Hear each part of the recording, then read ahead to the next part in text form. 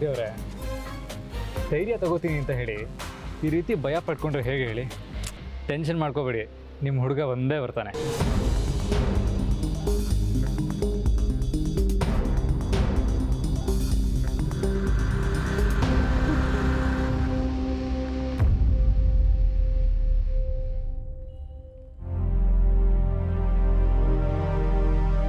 ಅಮ್ಮಯ್ಯ,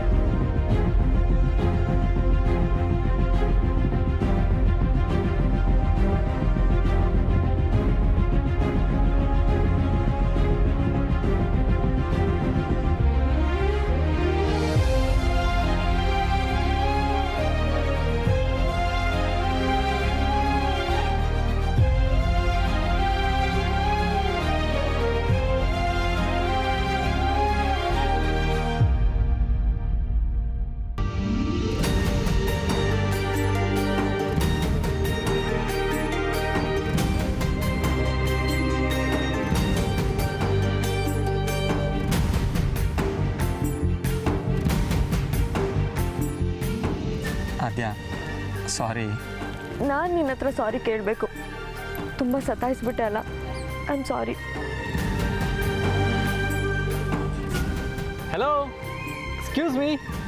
ಏನು ಇಬ್ಬರು ಸಾರಿ ಹೇಳ್ಕೊಂಡೆ ಕಾಲ ಕಳಿತೀರಾ ಅಥವಾ ಮುಂದುವರಿತೀರಾ?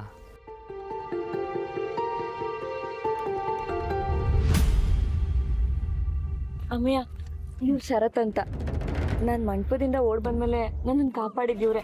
ಇಲ್ಲಿ ಕರ್ಕೊಂಡು ಬಂದಿದ್ದು ಇವರೇನೆ. Sir, thank you sir, thank you so much. You welcome brother. ಅಮ್ಮಯ್ಯ, ನೀನು ಯಾರೂ ಫಾಲೋ ಮಾಡ್ಕೊಂಬಂದಿಲ್ಲ ತಾನೆ? ನನ್ನನ್ನು ಯಾಕೆ ಯಾರಾದರೂ ಫಾಲೋ ಮಾಡ್ತಾರೆ? ಏಕೆ, ಏನಾಯಿತು?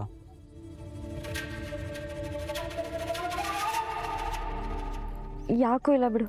ಆದ್ಯ, ಏನಾಯಿತು ಅಂತ ಹೇಳು. ಈಗಲೂ ವಿಷಯನ ಮುಚ್ಚಿಡ್ಬೇಡ. ಅದು ಯಾರಾದರೂ ನಿನ್ನ ಫಾಲೋ ಮಾಡಿರ್ಬೋದು ಅಂತ ಭಯ ಆಗ್ತಿತ್ತು, ಅದಕ್ಕೆ ಕೇಳಿದೆ. ನೋಡಿ, ನೀವಿಬ್ಬರು ಇವಾಗ ನನ್ನ ಜೊತೆ ಇದ್ದೀರಾ. ನಾನಿರೋವರೆಗೂ ನೀವು ಹೆದರ್ಕೊಳ್ಳೋ ಅವಶ್ಯಕತೆ ಇಲ್ಲ. ಇಬ್ಬರು ಪ್ರೀತಿ ಮಾಡಿದ್ದೀರಾ. ಪ್ರೀತಿ ಮಾಡಿದ್ಮೇಲೆ ಸ್ವಲ್ಪನೂ ಧೈರ್ಯ ಬಂದಿಲ್ಲ ಅಂದರೆ ಸ್ವಲ್ಪ ಬಾಡಿಗೆಗಾದರೂ ತೊಗೊಂಡು ಮನೆಯವ್ರ ಮುಂದೆ ಹೇಳ್ಕೋಬೇಕು ತಾನೇ. ಹೇಳ್ಕೊಳ್ಳುವಷ್ಟು ಧೈರ್ಯ ಬಂದಿಲ್ಲ ಅಂದರೆ ಪ್ರೀತಿ ಮಾಡೋದಕ್ಕೆ ಹೋಗಬಾರ್ದು. ಸೊ ನೀವು ಸ್ವಲ್ಪನೂ ಧೈರ್ಯ ತಗೊಂಡಿಲ್ಲ, ಪ್ರೀತಿ ಮಾತ್ರ ಮಾಡಿಬಿಟ್ಟಿದ್ದೀರಾ. ಅಮ್ಮಯ್ಯ, ಆದ್ಯ ಒಂದು ದೊಡ್ಡ ಅಪಾಯದಿಂದ ತಪ್ಪಿಸ್ಕೊಂಡ್ಬಂದಿದ್ದಾಳೆ. ಮುಂದೆ ಏನು ಮಾಡೋದು ಅಂತ ಯೋಚನೆ ಮಾಡಿ, ಜಾಸ್ತಿ ಟೈಮ್ ಇಲ್ಲ.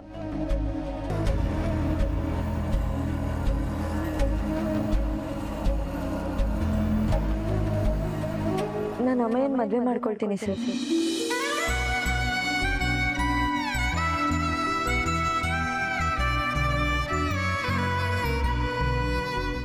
ಅದಲ್ಲದೆ ನಿನಗೆ ಬೇರೆ ಆಪ್ಷನ್ನೇ ಇಲ್ಲ ಆದ್ಯ.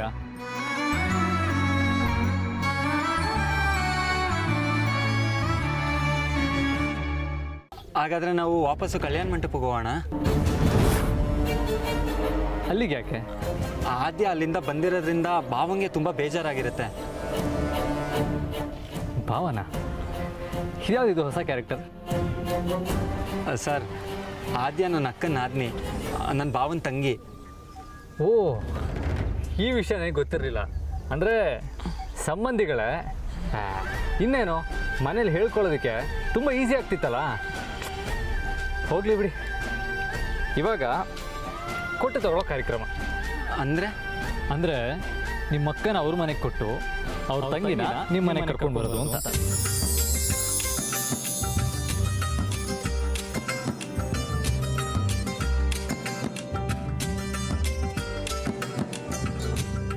ನಾನು ಭಾವನ ಹತ್ರ ಮಾತಾಡಿ ಮದುವೆಗೆ ಒಪ್ಪಿಸ್ತೀನಿ. ಯಾವ ಮಂಟಪದಲ್ಲಿ ನಿನ್ನ ಮದುವೆ ಆಗಬೇಕಿತ್ತೋ ಎಲ್ಲರನ್ನೂ ಒಪ್ಪಿಸಿ ಅದೇ ಮಂಟಪದಲ್ಲಿ ಎಲ್ಲರ ಮುಂದೆ ತಾಳಿ ಕಟ್ತೀನಿ.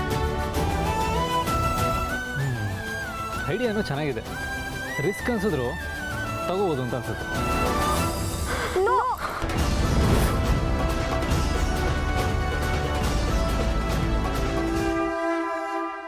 ಯಾಕಾತ್ಯ, ಏನಾಯಿತು?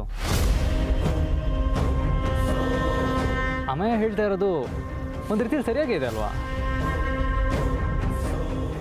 ವಾಪಸ್ ಹೋಗಿ ಗಂಡಿನ ಕಡೆಯವ್ರ ಹತ್ರ ಮಾತಾಡಿ ನಿಮ್ಮ ಅಣ್ಣನ ಒಪ್ಸಿದ್ರೆ ಎಲ್ಲ ಸರಿ ಹೋಗುತ್ತಲ್ವಾ?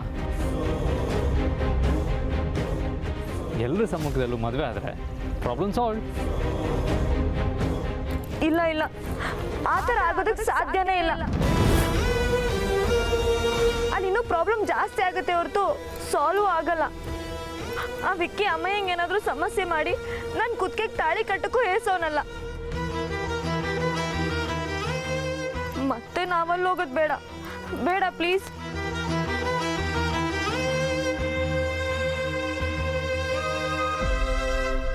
ಸರ್, ಇವಾಗ ನೀವೇ ನಮಗೆ ಸಹಾಯ ಮಾಡಬೇಕು.